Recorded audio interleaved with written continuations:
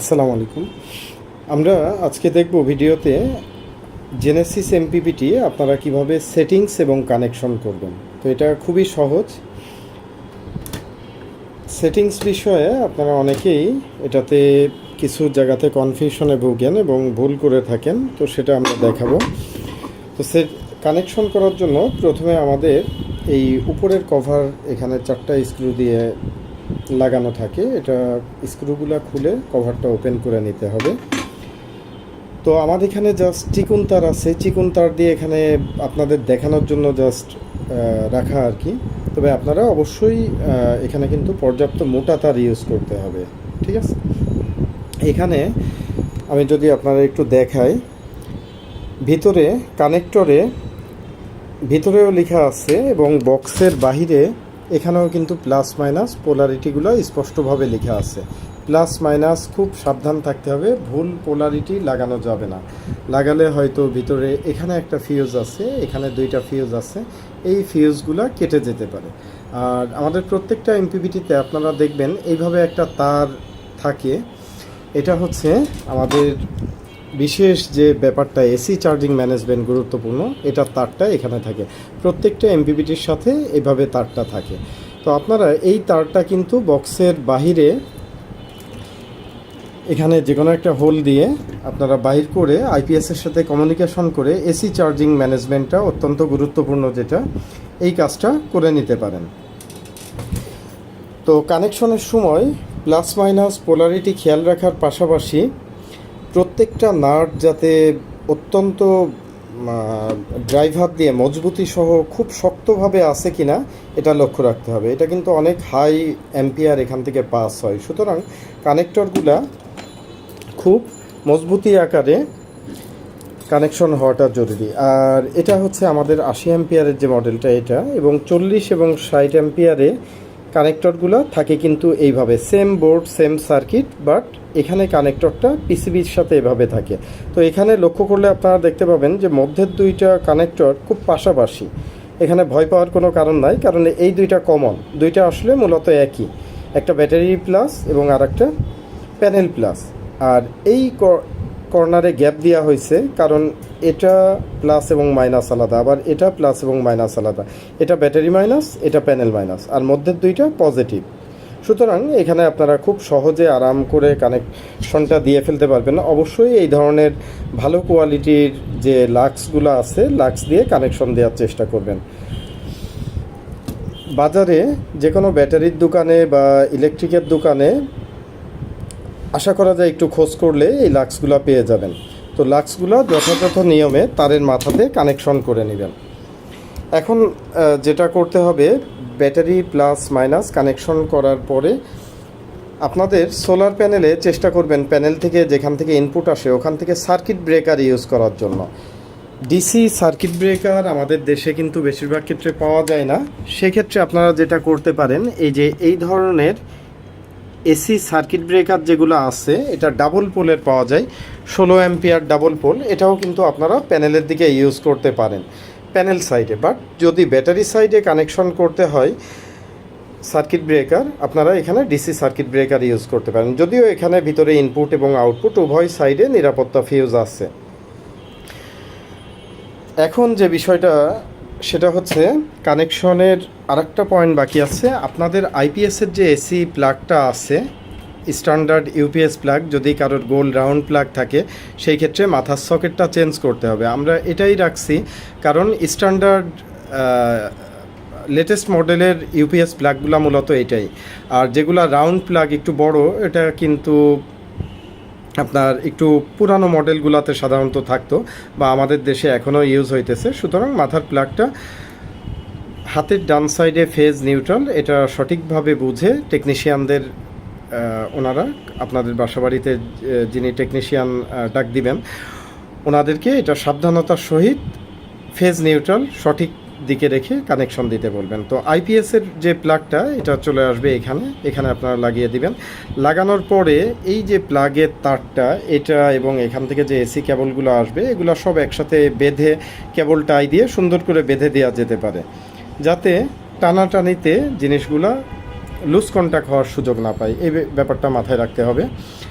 আর এমপিপিটির থেকে যে এই যে দেখতে পাচ্ছেন এসি ইনপুট, এটা চলে যাবে আপনার আইপিএসে ওয়ালে যেখানে ছিল ওইখানে চলে যাবে এমপিপিটির এসিটা, আর আইপিএসের এসি কর্ডটা চলে আসবে এমপিপিটিতে।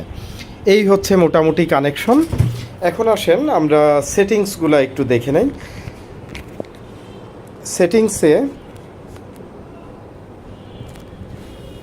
আশা করি ডিসপ্লেটা ক্লিয়ার দেখা যাচ্ছে।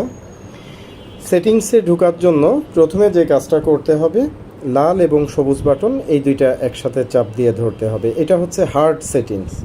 আর রান টাইমে কিছু ফাংশন আছে, যেমন আমি যদি এইটা প্লাস এইটা চাপ দেই একটা ফাংশন আসবে, এইটা প্লাস এটা চাপ দেয় একটা ফাংশন, এটা প্লাস এটা চাপ দেই আর একটা ফাংশন, এটা প্লাস এটা চাপ দিলে সেটিংসে যাবে। এটা আমি লাস্টে দেখাচ্ছি।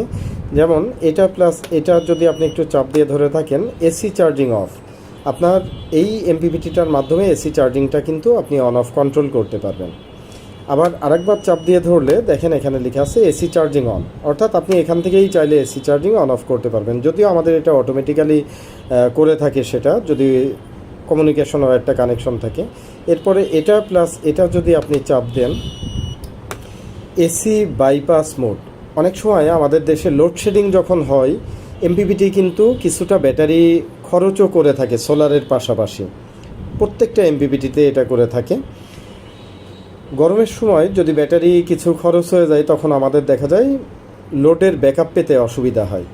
তখন আমরা গরমের কিছু সময়ের জন্য, যখন লোডশেডিং যদি খুব তীব্র আকার ধারণ করে, আপনার আইপিএসে সঠিকভাবে ব্যাকআপ না পায়, সেই ক্ষেত্রে আপনি এসি বাইপাস মোডে রাখতে পারেন। আরেকবার চাপ দিলে হাইব্রিড মোডে চলে যাবে। এটাই মূলত সারা বছর থাকবে। তো এই ফাংশনগুলো সঠিকভাবে করা আছে নাকি এটা লক্ষ্য রাখবেন। এরপরে আমরা এই দুইটা চাপ দিয়ে সেটিংসে চলে যাব। 1 নাম্বার সেটিংস লেখা আসলে হাতটা সাথে সাথে উঠিয়ে ফেলতে হবে। 1 নাম্বার সেটিংসে ব্যাটারি ভোল্টেজ অ্যাডজাস্ট করার জন্য বলা হচ্ছে। আমি এখান থেকে আপনারা এই ধরনের ডিসি অ্যাম্পিয়ার মিটার আছে এমন একজন টেকনিশিয়ান নেওয়ার চেষ্টা করবেন। ডিসি আপনার সোলার সিস্টেমের মতো গুরুত্বপূর্ণ একটা ফাংশন আপনি সেট আপ করতেছেন, এমন একজন টেকনিশিয়ান ডাক দিলেন যার কাছে ডিসি অ্যাম্পিয়ার মিটার নাই। এই কথাটা এই কারণে বলতেছি, আমাদের দেশের বেশিরভাগ টেকনিশিয়ানদের কাছে আমরা এখনও লক্ষ্য করতেছি ডিসি অ্যাম্পিয়ার মিটার নাই। তবে অনেকের কাছে আছেন এমন একজন। প্যানেলের আপনার অ্যাম্পিয়ার চেক করার প্রয়োজন হইতে পারে, প্যানেলের শর্ট সার্কিট কারেন্ট, এমপিপিটির অ্যাম্পিয়ারটা সঠিকভাবে অ্যাডজাস্ট আছে নাকি, এটাও আপনার কিন্তু দেখার প্রয়োজন হতে পারে। তো আমরা প্রথমে ব্যাটারি ভোল্টেজটা মিলাবো। আমি অ্যাকচুয়াল মিটারে দেখতে পাচ্ছি 12.3 আছে। তো এখানে আমি 12.3.4ই আছে। আমি এখানের থেকে 12.4 এইভাবে আপনারা ব্যাটারি পয়েন্ট সেট করে দিতে পারেন। এরপরে হচ্ছে আপনার সোলারের ভোল্টেজ। আমার এখানে যেহেতু প্যানেলটা লাগানোই আছে, আমি এখান থেকে দেখতে পাচ্ছি আমার প্যানেল থেকে মোটামুটি 48-49 ভোল্টেজ আসতেছে। প্যানেল ভোল্টেজটা সেট করার পরে এখন আসবে আপনাদের অ্যাম্পিয়ার ক্যালিব্রেশন। এখানে আমার ক্লিপার মিটারটা লক্ষ্য করবেন, এখান থেকে 5.6 অ্যাম্পিয়ার মতো আসতেছে আমি দেখতে পাচ্ছি। তো এটা আমার মিলই আছে, মিল করাই আছে। যদি কম বেশি থাকতো আমি এখান থেকে কিন্তু অ্যাম্পিয়ারটা কম বা বেশি করে দিতে পারতাম। ওকে, অ্যাম্পিয়ারটা মেলানোর পরে এই কন্ট্রোলারটার ম্যাক্সিমাম অ্যাম্পিয়ার ক্যাপাসিটি কত, এগুলো সাধারণত আমরাই সেট করে দিয়ে থাকি। তো আপনারা এই প্রথম যে 4টা অপশন, এটা সাধারণত করাই থাকে, এদিকে হাত না দেওয়ারই চেষ্টা করবেন। পরবর্তীতে যেটা চার্জিং অ্যাম্পিয়ার, এটা কিন্তু অনেক গুরুত্বপূর্ণ। এখন এক একজন কাস্টমারদের অ্যাম্পিয়ার কিন্তু ব্যাটারি অ্যাম্পিয়ার ক্যাপাসিটি কিন্তু এক এক রকম হয়। সাধারণত ব্যাটারি যত অ্যাম্পিয়ার হয়ে থাকে, পানি ব্যাটারির ক্ষেত্রে বা ড্রাই সেলের ক্ষেত্রে যদি বলা হয়, ব্যাটারির ক্যাপাসিটির 10 ভাগের 1 ভাগ, অর্থাৎ আপনার ব্যাটারির যদি 200 অ্যাম্পিয়ার হয়, তাহলে এটা আপনি 200 অ্যাম্পিয়ারের 10 ভাগের 1 ভাগ কত হয়, 20 অ্যাম্পিয়ার। 100 অ্যাম্পিয়ার ব্যাটারি হলে এটা 10-12 অ্যাম্পিয়ারে রাখা যেতে পারে। 130 বা 150 অ্যাম্পিয়ার হলে বুঝতেই পাচ্ছেন 13 বা 15-16 অ্যাম্পিয়ারের দিকে এটা সেট করে রাখতে পারেন। তবে লিথিয়াম ব্যাটারি হলে, লিথিয়াম ব্যাটারিগুলো সাধারণত হাই রেটিংসে চার্জিং নিতে পারে। যেমন 100 অ্যাম্পিয়ারের একটা লিথিয়াম ব্যাটারি খুব ইজিলি এটা 35, 40 বা 50 অ্যাম্পিয়ারেও চার্জিং নিতে পারে। সেই অনুযায়ী আপনারা অ্যাম্পিয়ারটা কম বা বেশি করে দিতে পারেন। এরপরে যেটা আসছে হাইব্রিড লো ভোল্টেজ।